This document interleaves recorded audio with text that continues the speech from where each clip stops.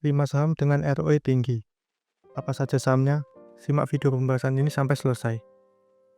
Disclaimer dulu, video ini bukan untuk ajakan jual maupun beli suatu saham, dan data yang ditampilkan berdasarkan data terbaru pada 10 Juni 2025. Sebelum saya sebutkan 5 sahamnya apa saja, mari kita bahas dulu tentang apa itu ROE, serta fungsi dan kegunaannya. Jadi, ROE itu adalah singkatan dari Return on Equity, yaitu rasio yang mengukur kemampuan perusahaan dalam menghasilkan laba dari modal yang diberikan oleh pemegang saham. ROE menunjukkan seberapa efisien manajemen menggunakan ekuitas untuk menghasilkan profit. Mungkin beberapa dari kalian sudah tahu, rumus ROE adalah laba bersih dibagi dengan ekuitas, lalu dikalikan 100. Dan nanti hasilnya adalah dalam bentuk persentase. Contoh, jika sebuah perusahaan memiliki laba bersih sebesar 10 miliar dan ekuitasnya 500 miliar, maka 100 dibagi 500 sama dengan 0,2, lalu dikalikan 100. Hasilnya adalah 20%. Artinya, setiap 1 juta rupiah modal dari pemegang saham menghasilkan laba sebesar 200 ribu rupiah alias 20%. Kemudian fungsi dan kegunaan ROE untuk apa sih? Jadi, fungsi dan kegunaan ROE yang pertama adalah untuk menilai efisiensi dari manajemen. ROE membantu investor mengetahui apakah manajemen perusahaan mampu menghasilkan laba dari dana pemegang saham. Kedua, membandingkan kinerja perusahaan. ROE bisa digunakan untuk membandingkan perusahaan dalam sektor yang sama. Semakin tinggi ROE, biasanya semakin efisien kinerjanya. Ketiga, sebagai indikator kesehatan finansial. ROE yang stabil dan tinggi dalam jangka panjang menunjukkan perusahaan yang sehat dan mampu tumbuh secara berkelanjutan. Dan yang keempat, membantu pengambilan keputusan investor. ROE merupakan salah satu metrik atau indikator favorit investor fundamental untuk memilih saham. Kemudian yuk langsung ke pembahasan 5 saham dengan ROE yang tinggi. Apa saja sahamnya? Yang pertama adalah PT Unilever Indonesia Tbk atau UNVR. UNVR merupakan perusahaan yang bergerak di bidang produksi, pemasaran, dan distribusi barang konsumsi, termasuk di dalamnya sabun, es krim, bumbu masak, produk-produk kosmetik, sampai minuman dalam kemasan. Berikut produk atau merek yang dipasarkan UNVR, ada Citra, Lifebuoy, Pepsodent, Bango, Royco, Cornetto, Sariwangi, dan masih banyak lagi seperti yang dapat dilihat pada layar. UNVR didirikan pada 5 Desember 1933, yang berarti hampir 91 tahun yang lalu, dengan nama Lever Zeepfabriken N.V. Kemudian berganti nama menjadi PT Unilever Indonesia pada tahun 1980. UNVR melakukan IPO pada tahun 1982, dan saat ini memiliki market cap sebesar 61,8 triliun. Pemegang saham mayoritas atau pengandil UNVR adalah Unilever Indonesia Holding B.V. dengan kepemilikan 85%. Dan Unilever Indonesia Holding B.V. sendiri dimiliki oleh Unilever plc, sebuah perusahaan yang berbasis di London, Inggris. Pada laporan keuangan kuartal 4 2024, UNVR memperoleh laba sebesar 3,36 triliun, sedangkan ekuitas UNVR sebesar 2,14 triliun. Jadi, ROE UNVR berdasarkan laporan keuangan kuartal 4 2024 sebesar 156,74%. Lalu bagaimana dengan ROE UNVR pada laporan keuangan terbaru kuartal 1 2025? Pada laporan keuangan kuartal 1 2025, UNVR memperoleh laba sebesar 1,23 triliun. Sedangkan ekuitas UNVR sebesar 3,38 triliun. Lalu jika kita setahunkan terlebih dahulu laba UNVR kuartal 1 2025 untuk perhitungan ROE, maka akan menjadi sebesar 4,94 triliun. Jadi, ROE UNVR berdasarkan laporan keuangan kuartal 1 2025 sebesar 146,42%. Kemudian yang kedua adalah PT Baramulti Sukses Sarana Tbk atau BSSR. BSSR merupakan salah satu perusahaan yang bergerak di bidang pertambangan dan perdagangan batu bara. Wilayah konsesi pertambangan batu bara yang dimiliki BSSR berlokasi di Kabupaten Kutai Kartanegara, Kalimantan Timur, serta Kabupaten Tapin dan Hulu Sungai Selatan, Kalimantan Selatan. Produk batu bara yang dihasilkan kemudian dijual atau dipasarkan ke pelanggan di Indonesia untuk memenuhi kebutuhan DMO dan diekspor ke beberapa negara Asia seperti Tiongkok, India, Filipina, Thailand, dan Taiwan.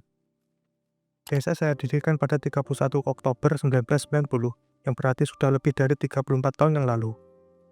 BSSR melakukan IPO pada 8 November 2012, dan saat ini memiliki market cap sebesar 10,5 triliun.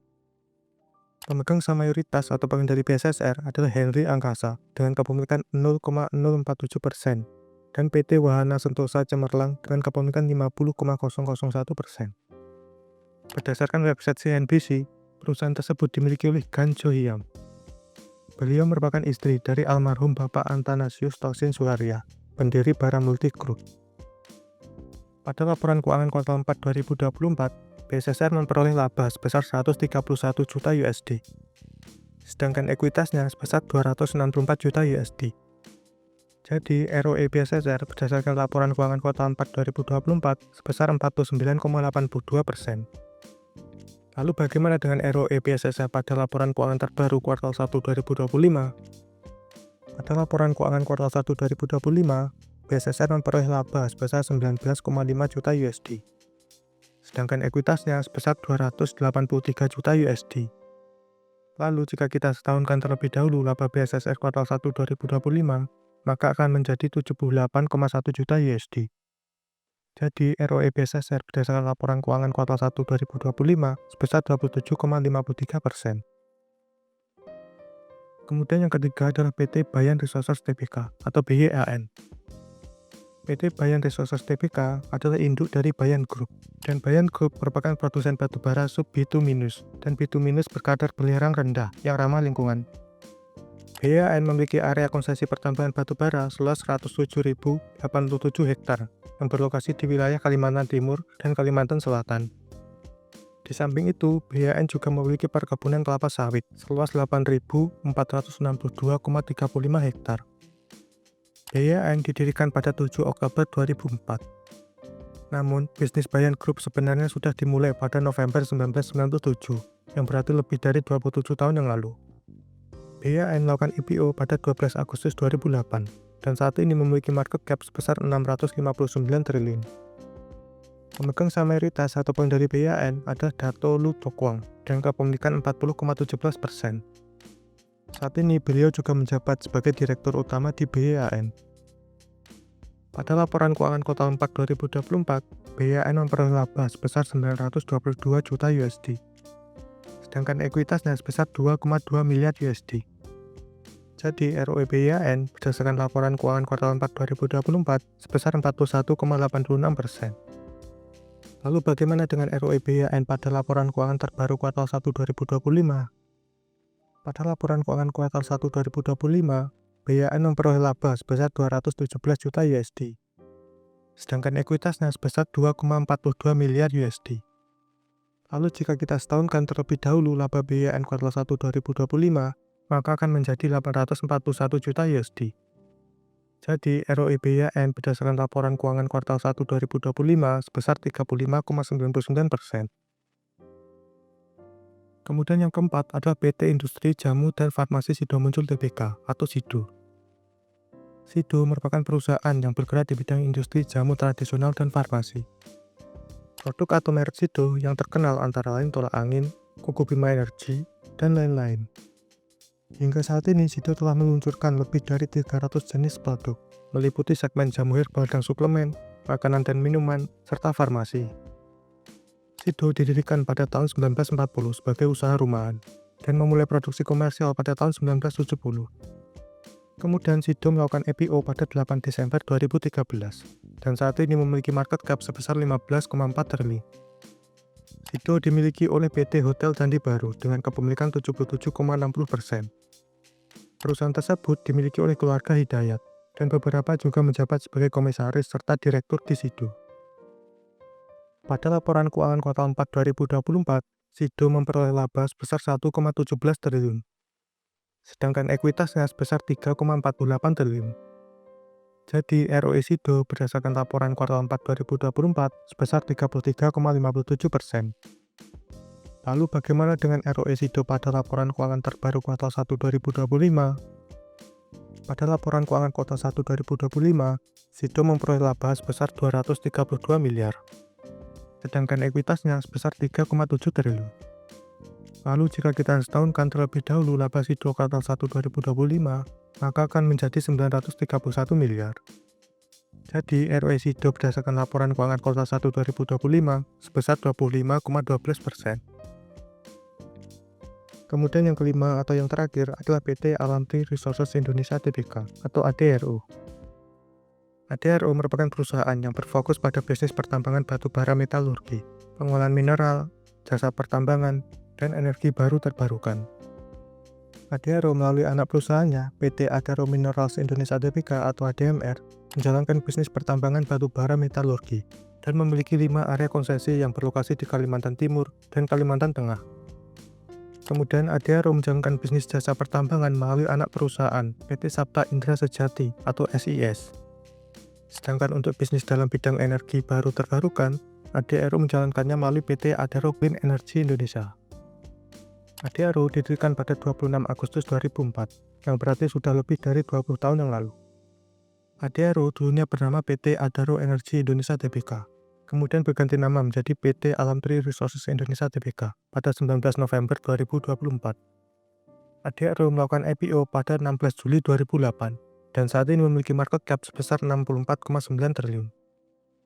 Kemudian mengenai pemegang saham mayoritas atau pengendali ADRO adalah PT Adaro Strategic Investment dengan kepemilikan 45,663% dan Bapak Garibaldi Thohir 6,426%. Pada laporan keuangan kuartal 4 2024, ADRO memperoleh laba sebesar 1,38 miliar USD. Sedangkan ekuitasnya sebesar 4,92 miliar USD. Jadi, ROE ADRO berdasarkan laporan keuangan kuartal 4 2024 sebesar 28,01%. Lalu bagaimana dengan ROE ADRO pada laporan keuangan terbaru kuartal 1 2025? Pada laporan keuangan kuartal 1 2025, ADRO memperoleh laba sebesar 76 juta USD. Sedangkan ekuitasnya sebesar 4,77 miliar USD. Lalu jika kita setahunkan terlebih dahulu laba ADRO kuartal 1 2025, maka akan menjadi 306 juta USD. Jadi, ROE ADRO berdasarkan laporan keuangan kuartal 1 2025 sebesar 6,42%. ROE ADRO tersebut terbilang sangat kecil jika dibandingkan dengan emiten batubara sebelumnya, yakni BSSR dan BIAN. Walaupun kedua emiten tersebut juga turun, tapi penurunannya tidak sebesar ADRO. Apakah dikarenakan turunnya permintaan dan harga batubara global, atau ada faktor lain? Silahkan tulis pendapat kalian di kolom komentar. Setelah kita tahu ROE dari kelima emiten sebelumnya, kemudian kita akan bahas berapa persentase ROE yang bagus. Standar ROE beberapa orang yang menggunakan analisa fundamental adalah sekitar 15% sampai dengan 20%. ROE segitu bisa dikatakan ROE yang bagus dan kompetitif. Jika lebih besar dari itu, bisa dikatakan saham atau perusahaan tersebut sangat bagus dan efisien. Akan tetapi jika di bawah 10%, maka bisa dibilang kurang bagus dan perlu diwaspadai, terutama jika memiliki historis ROE yang rendah dalam jangka panjang. Tapi perlu diingat, standar yang telah saya jelaskan sebelumnya tidak dapat dipakai secara mentah-mentah. Harus dianalisa lebih dalam dan lebih detail lagi, dikarenakan ROE yang lebih tinggi belum tentu bagus, dan ROE yang rendah juga belum tentu buruk. Yuk kita bahas kenapa ROE yang tinggi belum tentu bagus, dan tips dalam menggunakan ROE. Waspadalah dengan ROE yang palsu. Kenapa palsu? Jadi begini, kadang ROE palsu yang tinggi ini disebabkan oleh beberapa faktor. Yang pertama, laba luar biasa, one time again. Laba besar dalam satu waktu ini diperoleh dari penjualan atau divestasi aset. Dan yang kedua, ekuitas yang sangat kecil. Bisa terjadi karena buyback besar-besaran atau kerugian tahun-menahun sebelumnya. Kemudian tips dalam menggunakan ROE. Yang pertama, lihat ROE selama beberapa tahun terakhir, bisa 3-5 tahun ke belakang, jangan hanya 1 tahun. Kedua, bandingkan dengan ROE rata-rata industri. Jadi misal saham sektor otomotif, bandingkan juga dengan saham di sektor atau industri otomotif juga. Ketiga, kombinasikan dengan rasio lain seperti ROA, DER, net profit margin, dan beberapa rasio lain untuk melihat gambaran lengkap dari saham yang kita analisa. Mungkin sekian video ini, semoga menambah insight atau wawasan baru mengenai ROE atau Return on Equity, beserta beberapa saham dengan ROE yang tinggi sebelumnya. Bagaimana menurut pendapat kalian mengenai kelima saham sebelumnya? Dan bagaimana menurut pendapat kalian mengenai konten seperti ini? Silahkan berdiskusi di kolom komentar, dan sampai jumpa lagi di video selanjutnya.